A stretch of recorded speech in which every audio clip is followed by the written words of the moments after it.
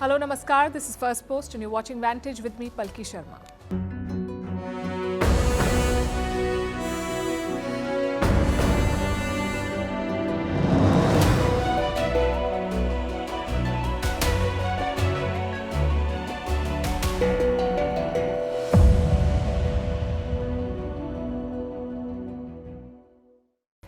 A day after the Pahalgam attack, India is still processing the horror.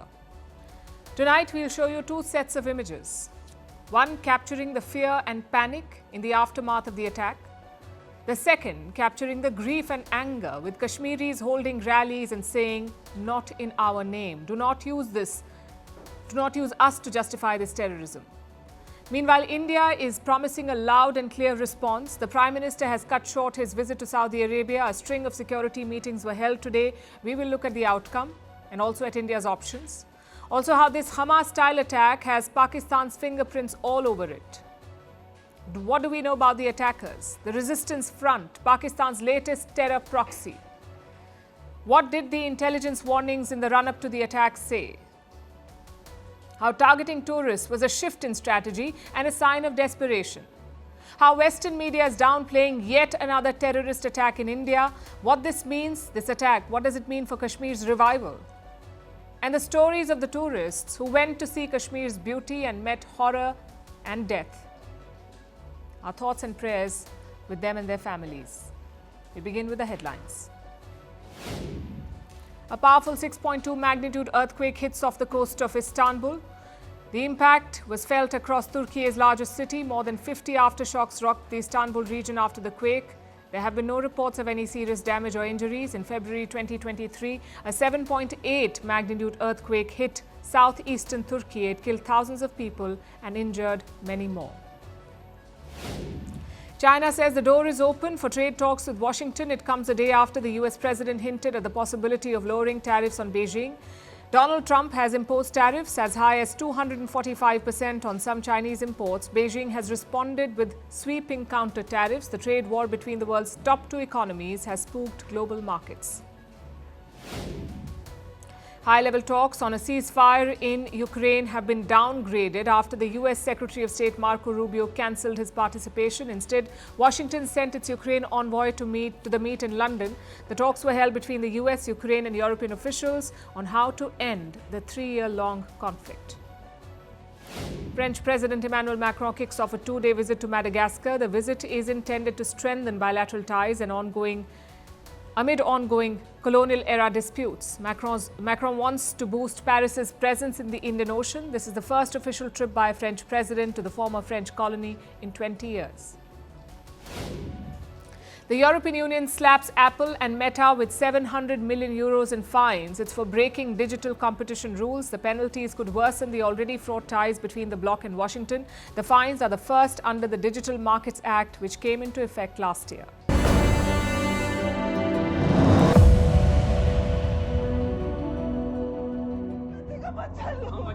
बैठो आप लोग कहां से आए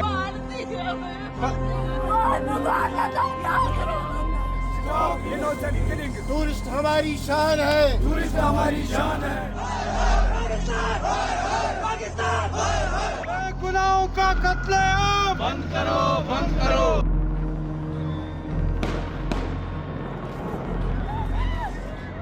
Firstly, you give the heads water, drop of water, take a drop of water, sir, please.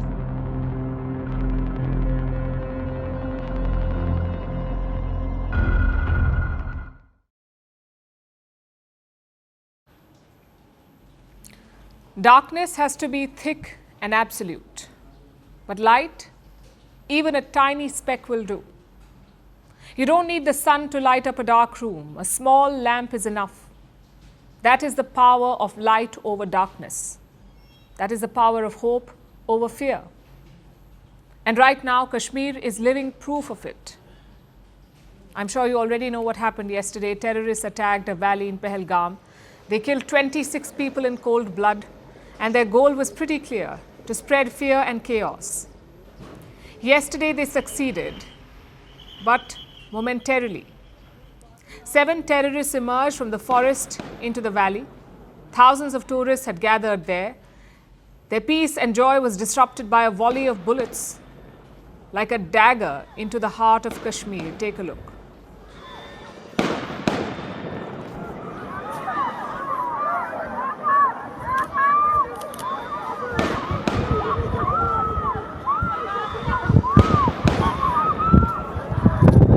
कोई दिसता जहांगीर तो यार बिहारियां पे झुलदे यार मौत दी कसम दी है Just imagine the horror. You're in the middle of a serene valley. You're surrounded by lush pine forests. But all of a sudden, you hear gunfire. You look around. There are 4,000 innocent tourists, some newlywed couples, some parents with young children, and some retired travelers. Like this man who was shooting a nice video, probably for his social media.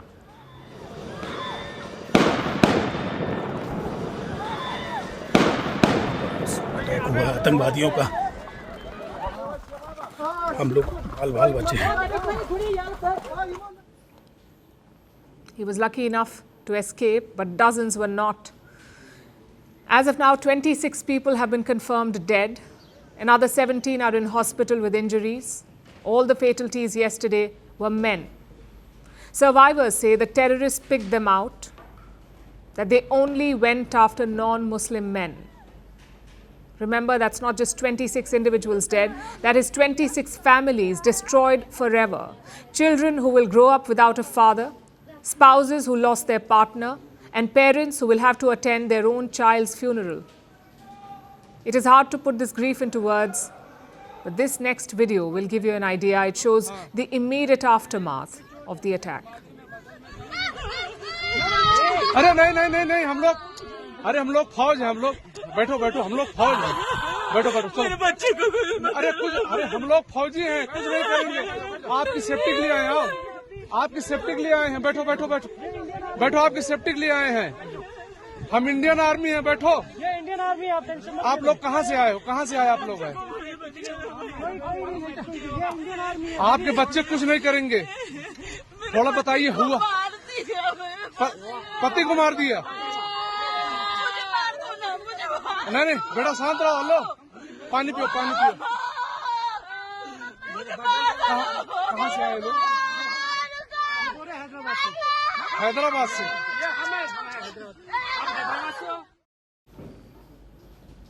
That is what the terrorists wanted.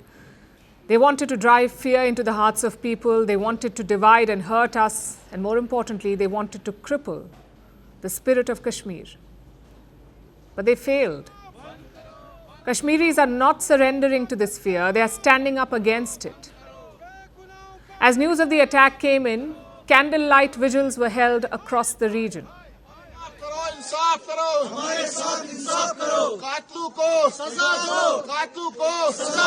देखिए, आज जो कायराना हरकत जो इन दहशतगर्दों ने की, जिसमें जो हमारे मेहमान हमारे यहाँ पे आए थे, जिस तरह इन दहशतगर्दों ने ये कायराना हरकत की, हम सब इसकी मजम्मत करते हैं. Yesterday night it was grief, but today it turned into anger. Kashmir observed a valley-wide shutdown today. Virtually every shop was closed. It was the first such shutdown in 35 years. Kashmir's political parties took out rallies. Even shopkeepers and business chambers joined in. All of them had the same message: not in our name. Do not use Kashmir to justify your terrorism. It was indeed a loud and clear message. Let's hope it rings across the border.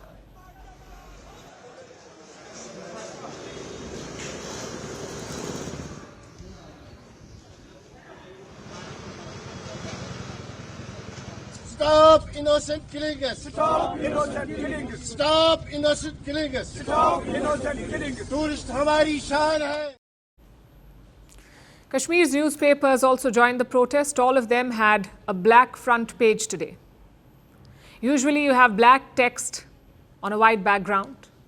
Today it was white text on black. A number of Kashmiris also lined up to help the survivors. They opened up their homes and mosques to them. Take a look.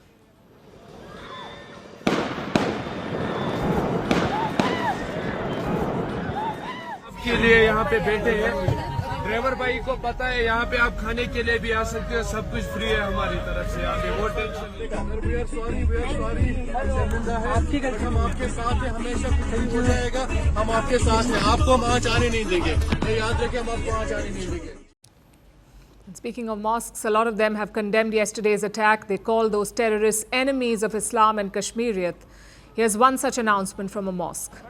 दुनिया के कोने-कोने से कश्मीर में लोग सैर व तफरीह के लिए तशरीफ लाते हैं और उन पे इस किस्म का प्रहार करना या इस किस्म का अटैक करना बुज़दिलाना है और हम पूरी अवाम मलेसा इसकी मजम्मत करते हैं।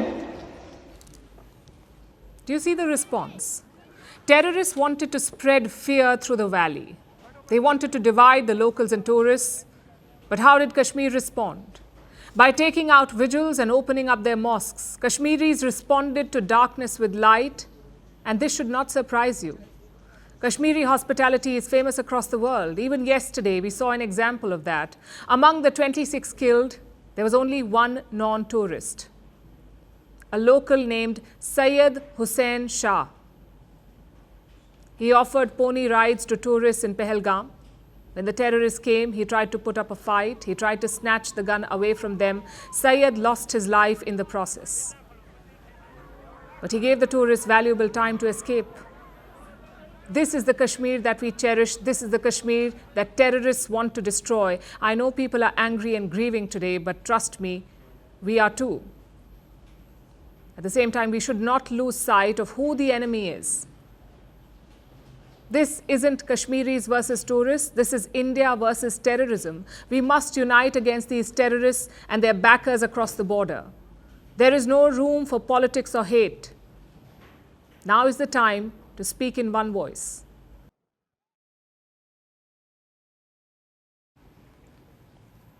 Indians will take time to process this grief, but the Indian government does not have that luxury. They must chart a quick response because such an attack must not be left unanswered. The question is, what should that response be? In one word, firm. I know that means different things to different people. For some, it could mean bombing Pakistani cities. For others, simple diplomatic condemnation. The government's job is to pick the right one. And yes, emotions will play a role here, but so should strategic and pragmatic thought. Just a short while back, India's foreign ministry briefed the media. It announced 5 measures against Pakistan. Number 1, India has temporarily suspended the Indus Water Treaty. This suspension will remain until Pakistan stops sponsoring terrorism. Number 2, the border checkpost in Atari has been closed. Number 3, visas issued to Pakistani nationals have been cancelled. They have 48 hours to leave India. Number 4, Pakistan's military advisors at the New Delhi mission have been declared persona non grata. They have a week to leave India. Indian defense advisors in Pakistan will also be returning. And number 5, overall strength of the high commissions will be reduced from the current 55 to 30. Listen to what India's Foreign Secretary said. In the briefing to the CCS, the cross-border linkages of the terrorist attack were brought out. It was noted that this attack came in the wake of the successful holding of the elections in the Union Territory and its steady progress towards economic growth and development. The CCS reviewed the overall security situation and directed all forces to maintain high vigil. It resolved that the perpetrators of this attack will be brought to justice and their sponsors held to account. So that's the diplomatic response.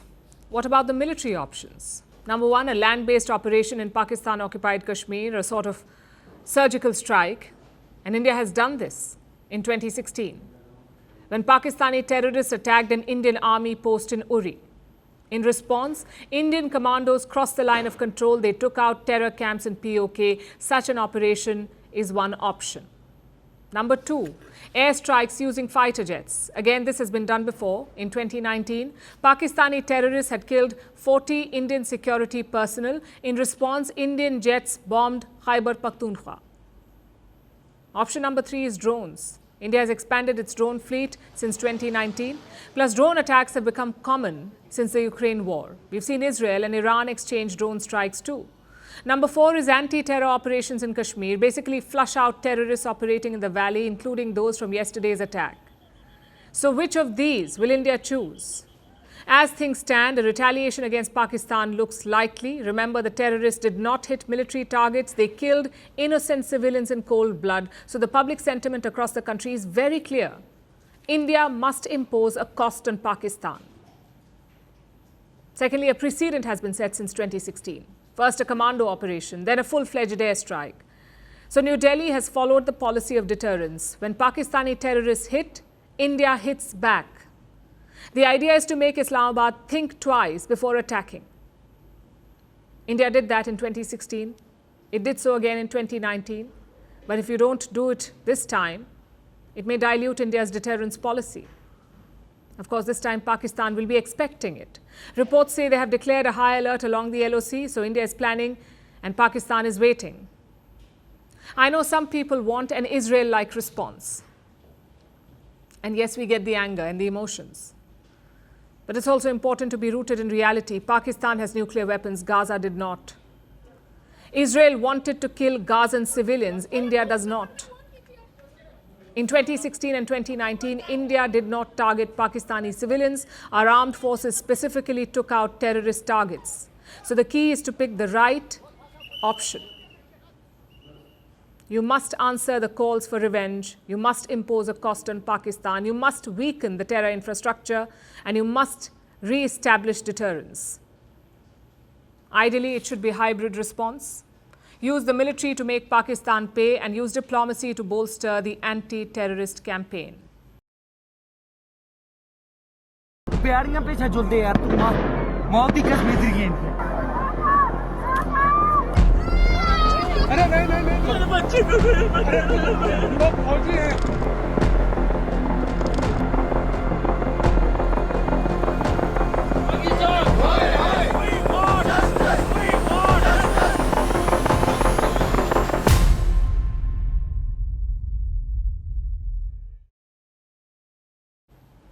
"24 hours later, the situation remains tense. The terrorists who carried out this attack are still at large. There's widespread anger. From Jammu and Kashmir to every corner of the country, there is grief and anger. The Indian leadership is preparing a strong response. Yesterday, Prime Minister Modi flew back to New Delhi. He was in Jeddah on an official visit. He decided to cut short the trip and he arrived early this morning. The Prime Minister held the first briefing at the airport itself. He met with key officials, including India's National Security Advisor Ajit Doval, External Affairs Minister S. Jaishankar and Foreign Secretary Vikram Misri. Meanwhile, Home Minister Amit Shah was in Kashmir. He met security officials and members of the Jammu and Kashmir government. He also met with the families of victims. India's Defence Minister has issued a statement. Listen to this. आप जानते हैं कल पहलगाम में धर्म को निशाना बनाते हुए आतंकवादियों द्वारा किए गए कायरतापूर्ण हमले में हमारे देश ने अनेक निर्दोष नागरिकों को खोया है। ऐसी हरकतों का जिम्मेदार और इसके जिम्मेदार लोगों को आने वाले कुछ ही समय में जोरदार तरीके से नजर आएगा। मैं देशवासियों को आश्वस्त करना चाहता हूं। A loud and clear response, that is what India is promising. A short while back, there was a meeting. The Cabinet Committee on Security, or CCS, met. CCS is India's top decision-making body on security matters. The Prime Minister chaired the meeting with all key ministers present, including Amit Shah, the Home Minister, who flew back to New Delhi this afternoon. The leaders discussed the situation on the ground. Operations are on in Kashmir. Sketches of the suspects have been released. Reports say 7 terrorists were involved. 4 to 5 of them came from Pakistan. The rest are believed to be locals. 3 security agencies have joined the hunt: the Jammu and Kashmir Police, the Army and the CRPF, or the Central Paramilitary Forces.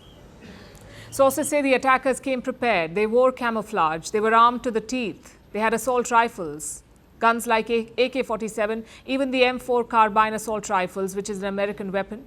They fired between 50 to 70 cartridges. And they filmed the attack. They had body cams on. Clearly, this was not just an attack to kill innocent people. It was designed to shock and to grab the world's attention. It was designed to undermine India. The terrorists wanted to embarrass the government of India. They chose to strike when a high-profile visit was on. US Vice President J.D. Vance is still in the country. Just yesterday, he hailed the deepening US-India ties. He highlighted India's rising global profile, and the terrorists wanted to derail that.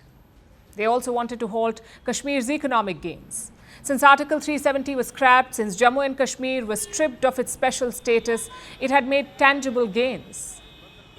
But now everything has hit pause. Today, Kashmir shut down completely. For the first time in 35 years, roads were empty, businesses were shuttered, schools and petrol pumps were closed. Kashmiris are standing up in peaceful protest. They do not support this attack. They want peace. And they came out in large numbers to make this point. Local politicians joined them. But restoring calm will take time. Security has been tightened across the region. Sensitive sites are being heavily guarded. This includes all key locations, tourist hubs and critical infrastructure.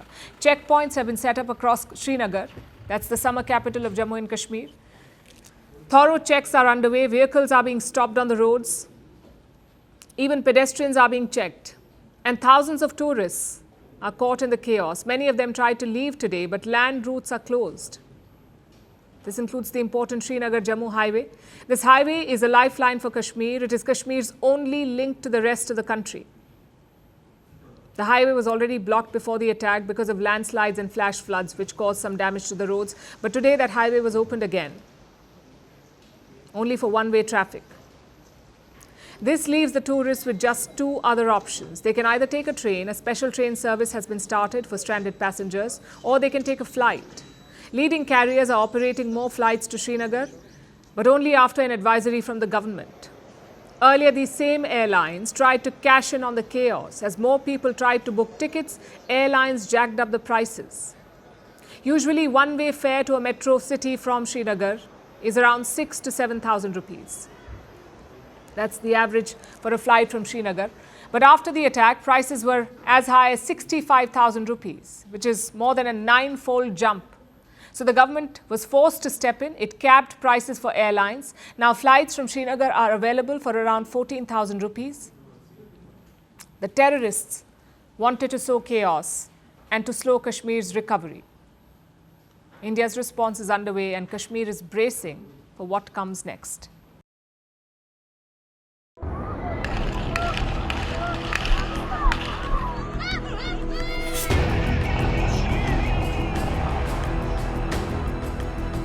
Stance on Kashmir.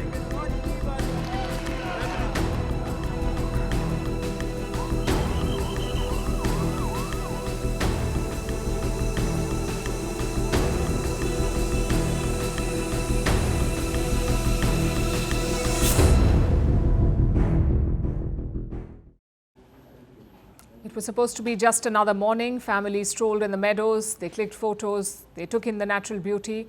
After all, this was Kashmir's own mini Switzerland, the Baisaran Valley in Pehalgam. But soon the peace was shattered by gunfire. By the time it stopped, 26 people were dead. These were tourists. They had come for the beauty. Instead, they found horror. This was not just another terror attack. It was a massacre in cold blood, eerily similar to another attack. October 7, 2023, when Hamas attacked Israel.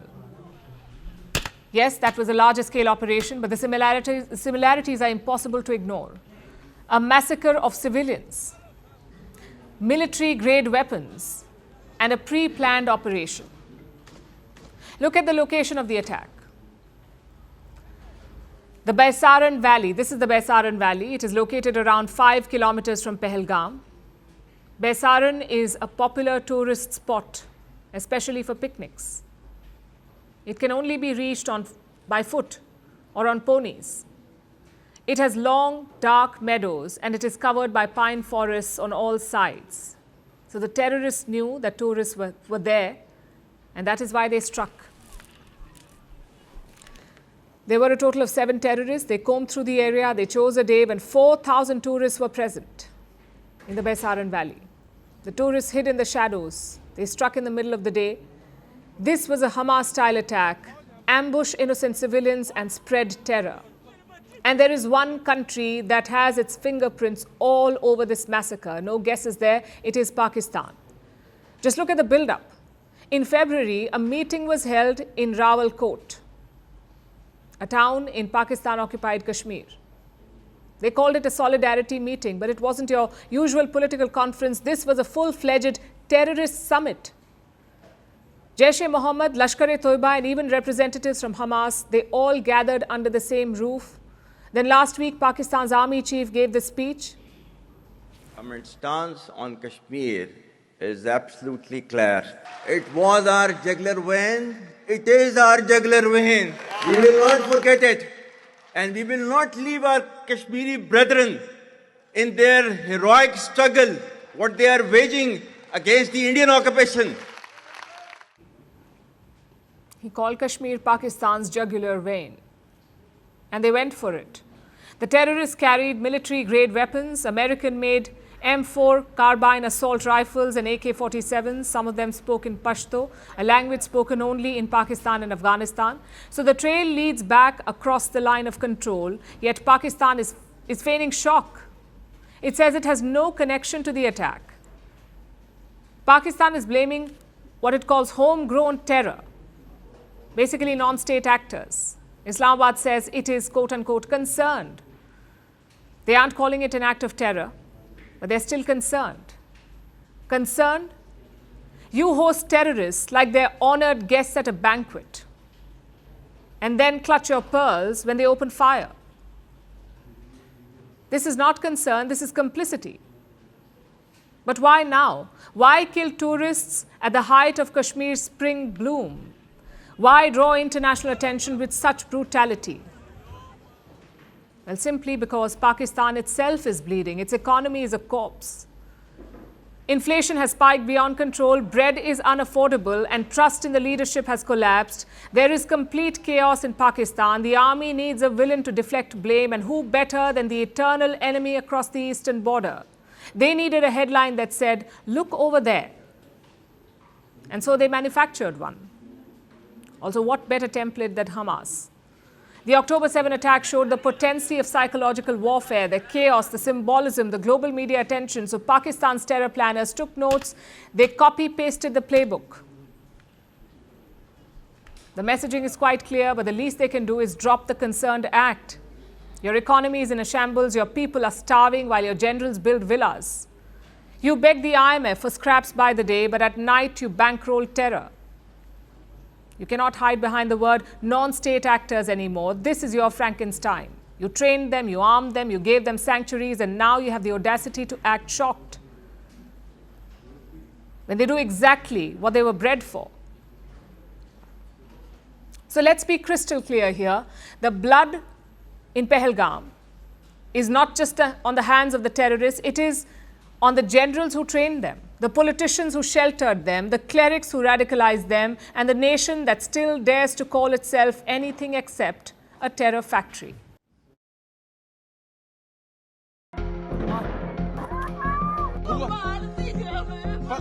Take a drop of water, sir, please.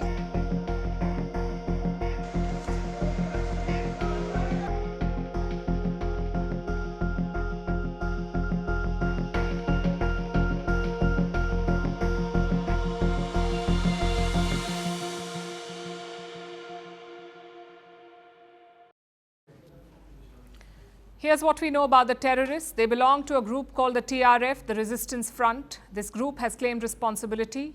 As we've been telling you, 7 people were involved, 7 terrorists. The Jammu and Kashmir police have released 3 sketches. They're based on eyewitness accounts. And 3 names have been released: Asif Fauji, Suleiman Shah, and Abu Talha. Asif Fauji is believed to be the leader of this pack. He was reportedly trained by the Pakistan Army, hence the name Fauji, which means soldier in Punjabi and Urdu. So we know that the leader of this attack was trained in Pakistan, but that's not the only link. Survivors say that 2 of the attackers spoke Pashto, a language spoken in Pakistan and Afghanistan. The people of Kashmir do not speak Pashto. They speak Kashmiri or Urdu. So the attackers came from across the border. Even their method of attack reeks of military training. They wore combat fatigues. These clothes are worn by military personnel to blend into jungle-like surroundings. So the terrorists either wanted to camouflage themselves or they wanted to pose as security personnel to trick the tourists. They carried military-grade weapons like AK-47 assault rifles, tactical vests with magazine pouches and body cams to record the horror. Indian security agencies are investigating the attack site. They have made several initial assessments. Some victims were shot from a distance. Indian agencies have flagged sniper-like tactics. And this kind of training is highly advanced. Only militaries have snipers, or terror groups trained by militaries in this case. And these abound in Pakistan. Let me also tell you about the TRF, the Resistance Front, a shadow outfit of the LET, the Lashkar-e-Toiba, a terrorist group based in Pakistan, funded and trained by the Pakistan Army. The Lashkar-e-Toiba was co-founded by a man called Hafiz Saeed, the man who masterminded the 26/11 attacks in Mumbai. The LET is a globally recognized terrorist group. In 2019, their offshoot called the TRF emerged. This was after the abrogation of Article 370, which ended the special status of Jammu and Kashmir. Since then, the TRF has been active in Kashmir. India banned this group in 2023. Of course, Pakistan continues to support it because it needed to rebrand its terror factories. The Lashkar-e-Toiba was on global watch lists, so Pakistan relaunched it with a new name, the Resistance Front. And this meant two things. First, it no longer had Islamist names like Lashkar. And second, it now had words like resistance in the name. It's a poor attempt to brand it as a local-led movement, and it's fooling no one. The TRF is as Pakistani as it gets. Its weapons, its funding, its commanders all trace back to Pakistan. For example, the leader of TRF. His name is Saifullah Khalid, aka Saifullah Kasuri. Saifullah Khalid is believed to be the mastermind behind the Pahalgam attack. He was a top Lashkar-e-Toiba commander, also a close aide of Hafiz Saeed. And he leads the LET's Peshawar headquarters. Basically, everything points to Pakistan. And the TRF's modus operandi is exactly like the LET.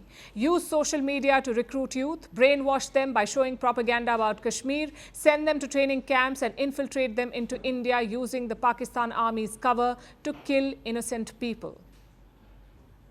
The TRF's blood trail is long. They have carried out more than 20 terrorist attacks in Kashmir over a period of 5 years. The victims are usually security personnel, but this time they went after tourists. And their violence has a pattern. No attack is carried out without body cams. They film their savagery to spread fear. This is the TRF's playbook, high visibility attacks to destabilize Kashmir's growth. Pakistan is the cornerstone for this group. Every move is approved by their handlers across the border. The TRF is the latest addition to Pakistan's proxy war against India.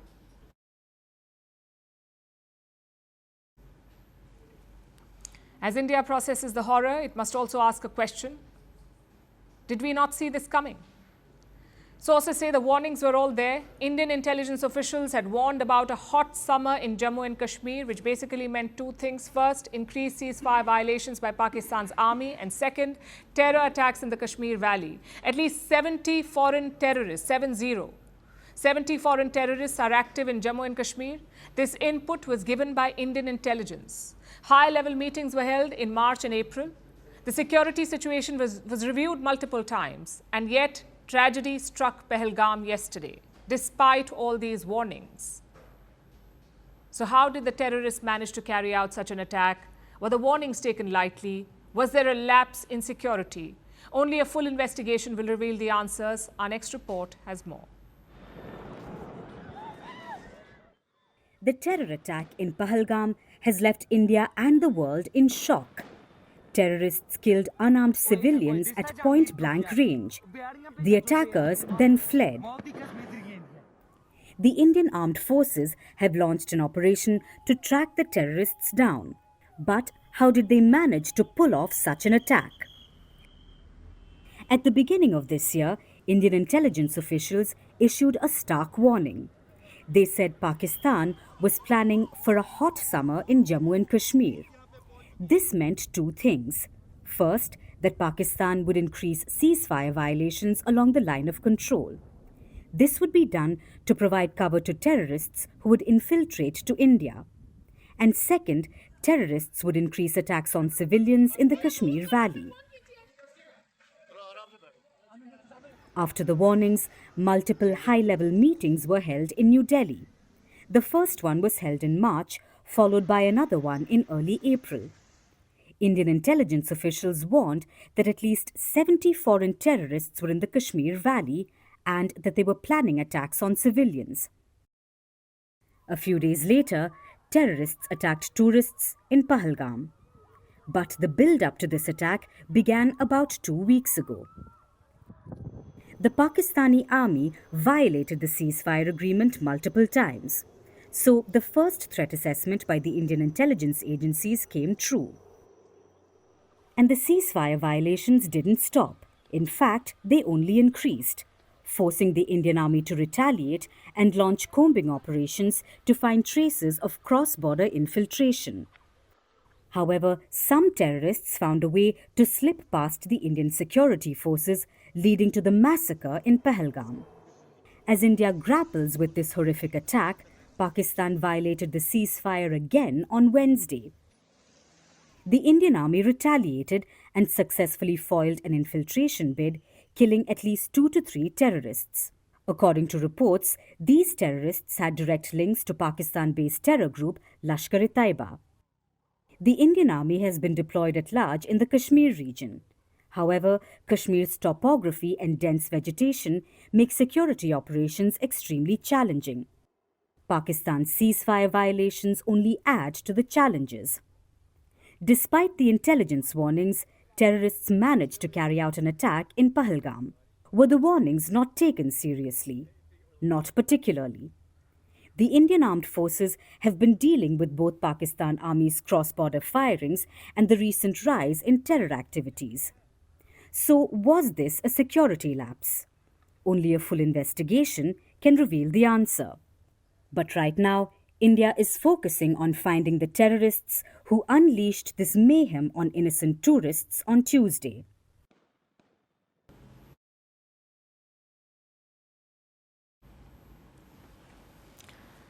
This is one of the deadliest terror attacks India has faced in 2 decades, probably the worst since 26/11, when civilians have been killed. Lives lost without warning. And the perpetrators are the same, terrorists backed by Pakistan. Their methods are well known, and yet this attack is different. This one was a strike on progress, a deliberate blow to Kashmir's fragile peace. The target, Pahalgam, was chosen for a reason. Pahalgam is called the mini Switzerland of Kashmir. It is known for its meadows, forests and pilgrimage routes. It draws thousands of tourists every spring. And this is why Pakistani terrorists decided to attack. This signals a shift in their tactics. They are targeting Kashmir's tourism. They are striking where it hurts most. For years, tourism has been Kashmir's lifeline, a symbol of returning normalcy. After Article 370 was removed, Kashmir saw a tourist boom, a steady visitor growth since 2018. 7 years back, around 16 million tourists visited Kashmir. Last year, this number crossed 20 million. And the surge continued this spring. Over 800,000 tourists visited Srinagar's Tulip Garden in just 26 days, including more than 3,000 international tourists. New Delhi has been actively promoting this region. In May 2023, G20 delegates visited Srinagar. Events and film shoots have been encouraged. Tourism infrastructure was being expanded. Kashmir was being sold to the world as safe, stable and growing, and Pahalgam was at the heart of that story because it is more than a holiday spot. It's a base for the Amarnath pilgrimage. It is where spirituality and growth intersect. And right now, it's peak tourist season, so the terrorists chose to strike now, when every hotel room is booked, when every meadow is crowded, and when the economy depends on footfall. The timing was no accident. It was a message, one that could unravel years of work. Kashmir's tourism sector is vulnerable now. The impact is already visible. Some travel agencies have lost 90% of their bookings. These tourists were supposed to visit in the days ahead. Most of them are cancelling. Others are shifting to safer options. The attack is a blow for Kashmir's tour operators. This is the time of the year they depend on, and it's falling apart. For Kashmiris who built businesses around tourism, this is a personal loss. Some of these people took loans, others sold land or jewelry. They invested everything into this season and they had hoped for income for a better future. But now that future lies in doubt. Kashmir needs tourism to keep its economy going. The sector accounts for more than 8% of its GDP. It provides thousands of jobs directly and indirectly. When tourism collapses, so does stability in Kashmir. The terrorists know that. For years, they avoided targeting tourists because they wanted to secure local support. They wanted to avoid global outrage. But that calculated restraint is now gone. And that is why this attack is different. It is not just a security threat, it is a strike on Kashmir's recovery, on lives and livelihoods, and the very idea of a peaceful Kashmir.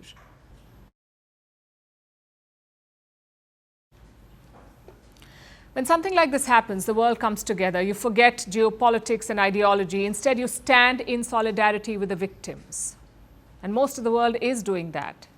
US President Donald Trump spoke to Prime Minister Modi. He condemned the attack and promised to fight against terrorism. His deputy, J.D. Vance, is in India right now. He too offered condolences. I want to just, of course, issue our condolences to the people of Kashmir who were affected by this terrible terrorist attack. And obviously, we're providing whatever assistance and help we can provide to the government, to the people of India. China also issued a strong statement. They condemned the attack in Kashmir yesterday. They also sent sympathies to the families.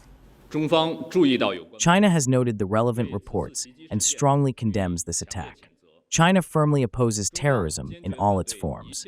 We mourn the victims and extend our sincere sympathies to the families of the victims and the injured. The list is quite long. Israel's Prime Minister Benjamin Netanyahu, Italian Prime Minister Giorgia Meloni, French President Emmanuel Macron, German Chancellor Olaf Scholz, Russian President Vladimir Putin, British Prime Minister Keir Starmer, all of them have condemned yesterday's attack. Like I said, countries tend to close ranks when something like this happens. But I'll tell you who doesn't. Western media outlets. For them, this is an opportunity, whether it's to take potshots at India or to question India's sovereignty over Kashmir. And I'll give you some examples. Here's the BBC's article on the attack. It uses the word terror 3 times, but not once to describe what happened yesterday. They simply quoted world leaders who called it terrorism. Now let me show you The Guardian. The same pattern. They've used the word terror 3 times, but only while quoting world leaders. And their first article was even worse. It said, suspected militants killed at least 26 tourists. The only thing suspect here is The Guardian's journalistic standards. Next is the New York Times. They have put terror attack in double quotes. I guess the massacre of 26 civilians does not qualify as terror. Sky News in Britain have done the same. They have placed the word terror in quotes. France 24 says the attack was carried out by gunmen, not terrorists, gunmen. And finally, you have the Turkish outlet TRT. Their headline takes the prize. Multiple tourists killed in Kashmir shooting incident. Incident. I guess technically they're right. In the same way, 9/11 was a building collapse. Did the World Trade Center collapse in 2001? Yes, it did. But is that the whole story? Absolutely not. These headlines reveal the bias in Western coverage. None of them have used the word terrorism. Their governments have used it. Their prime ministers and presidents have used it. But somehow, these media outlets simply cannot. All of them have called these terrorists gunmen and militants. Again, did these terrorists carry a gun? Yes, they did. But were they just gunmen? It's like saying the Americans carried out a military operation in Iraq. Yes, it was an operation, military in nature, but it involved invading and bombing the whole country. So my point is quite similar. Words and descriptions matter. These articles are read by millions of people. They shape public opinion in those countries, and that in turn shapes policy. So do not ignore these headlines by the Western media because they have real world impact. The question is, why do they do it? Why can't Western media call these attackers terrorists? The simple answer is politics. Let me take you back to October 2023. That's when Hamas launched an attack on Israel. Back then, almost all US media outlets called it a terror attack. Why do you think that is? because these outlets are pro-Israel. So they don't mind calling Hamas terrorists. But when it comes to India, they downplay it. Here in India, we haven't done that. For us, 9/11 was a terrorist attack, October 7 was a terror attack, and so was yesterday in Kashmir, a terrorist attack. Media houses need to stop putting political filters on terror. It is pretentious virtue signaling at best and abetment at worst.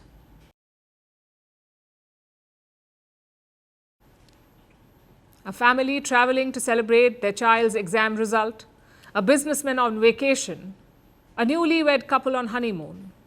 The terrorists spared no one. As they massacred a valley in Pehalgam, a father was shot dead in front of his 3-year-old child, a wife stood in the pool of her husband's blood, and more than 24 families were torn apart. 26 innocent people were killed in cold blood. Who were these people? What were their stories? How are the survivors describing the horror that unfolded in Kashmir? Our next report tells you, and we must warn you, that it is disturbing. Viewer discretion is strongly advised. Vinay Narwal, a 26-year-old Navy officer from Haryana, got married last week. This happened yesterday. Terrorists opened fire, killing him on the spot. पर थी क्या बोलते भेलपुरी खाने से मेरा पति side में था एक इंसान आया उसने उसको गोली मार दी यहाँ पे उसने बोला कि शायद मुस्लिम नहीं है उसने उसको गोली मार दी. Now, just about a week after getting married, Himanshi hugged her husband's coffin and gave him an emotional farewell salute. But theirs is not the only family whose summer holiday has turned into a nightmare. Thousands of tourists had gathered in the valley. They were enjoying the lush scenery, making videos, when all of a sudden, terrorists launched a massacre.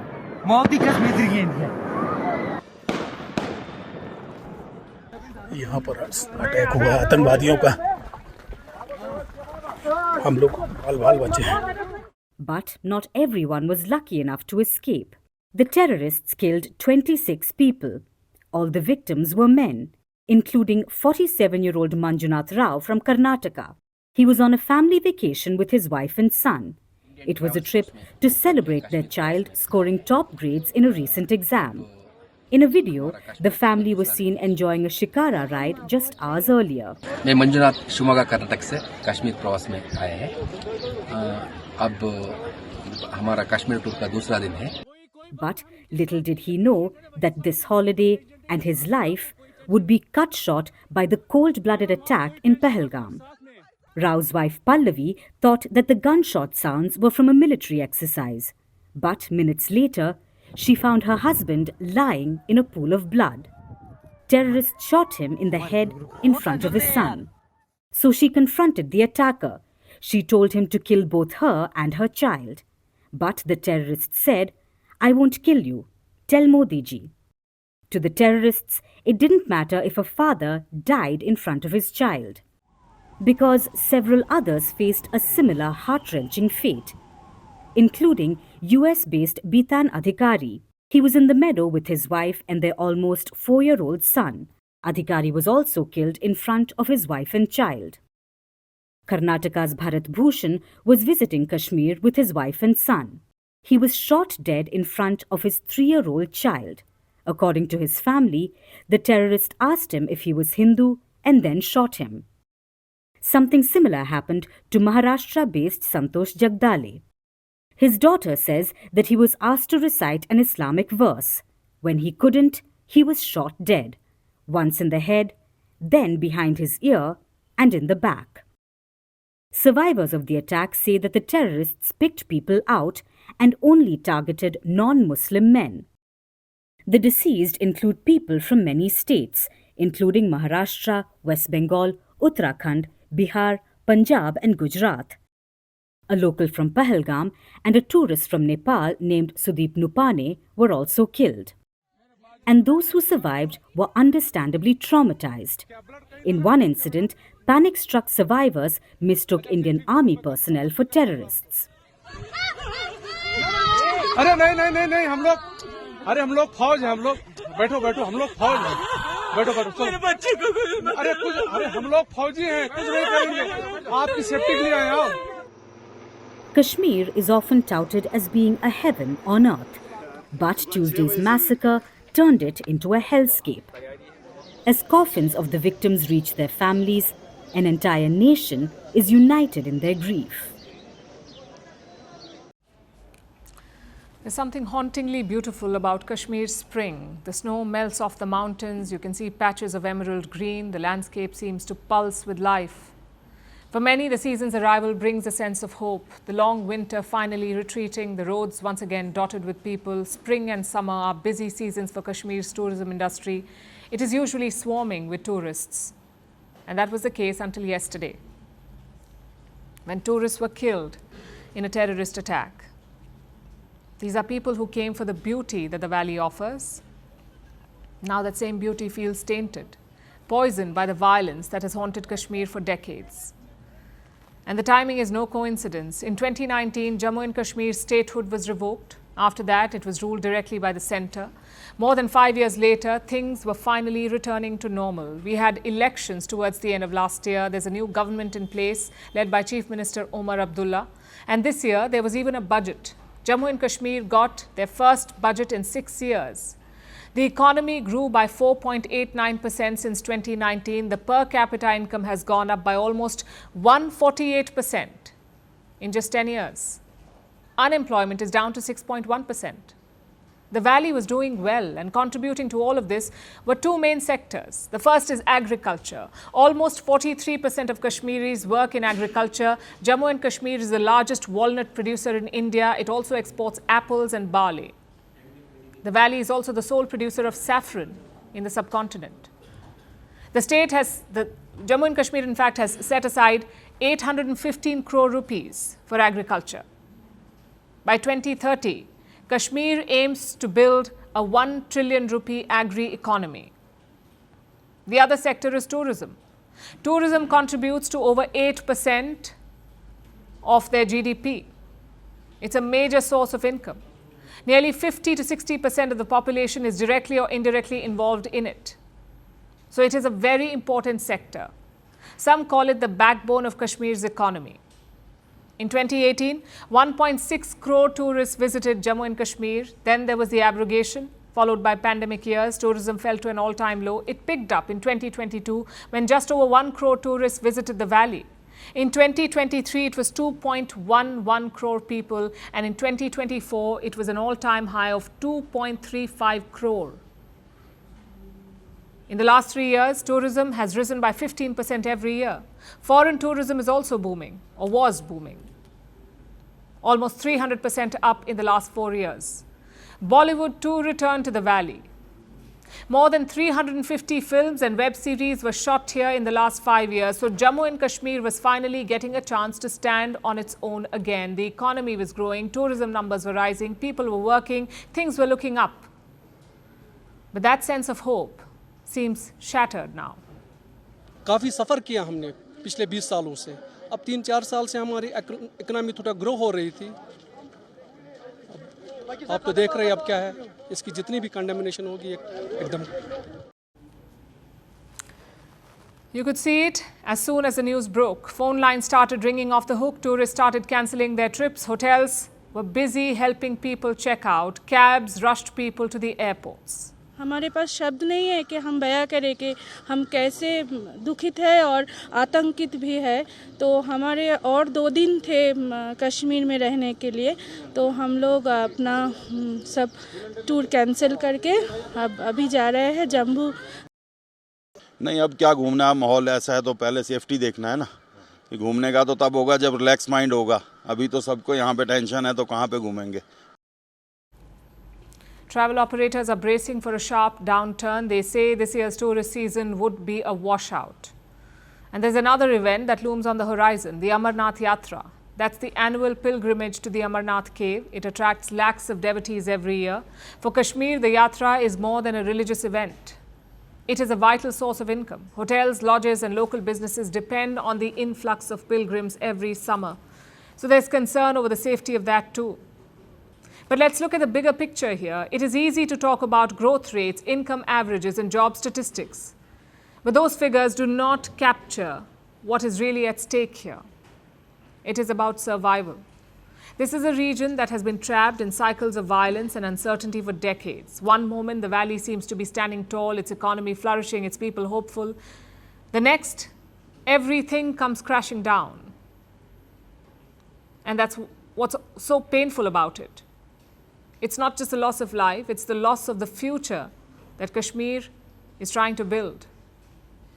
The snow will melt again next year, the valley will bloom again, the tourists may return, but the question Kashmir still grapples with is this: will peace ever stay long enough to take root? That's all that we have for you on the show tonight. This is a developing story. We will continue to bring you all the updates. Our prayers and thoughts are with the families of the victims. Do stay with Firstpost YouTube channel for more on this. We'll see you tomorrow.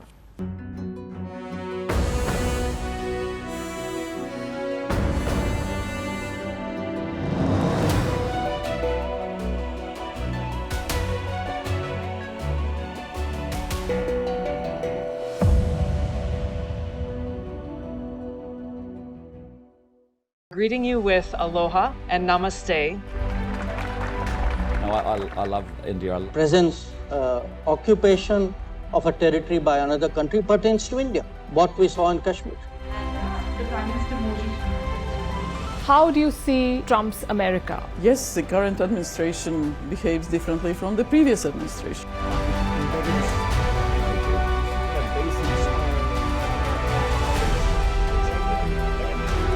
Are you saying that there are foreign powers who are trying to bring down the current government in Syria? Exactly. Iran, maybe Russia. Prime Minister Modi committed to South-South, cooperation. Not over 50%. Is Ukraine prepared to pay the price for that peace? No compromises at the cost of territorial integrity and sovereignty.